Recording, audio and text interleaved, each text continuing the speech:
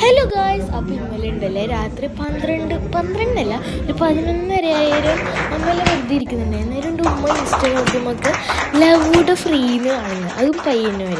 അപ്പം പിന്നെ ഒന്ന് നോക്കിയിട്ട് ഞാനും നെനുക്കാക്ക നാഫിയും കൂടി വേഗം പോയി.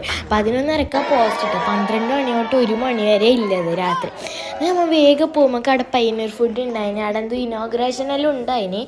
അപ്പോൾ വേഗം പോയിട്ട് നമുക്ക് എല്ലാവർക്കും ഓരോ ലവോഡ് വെച്ച് തന്നു.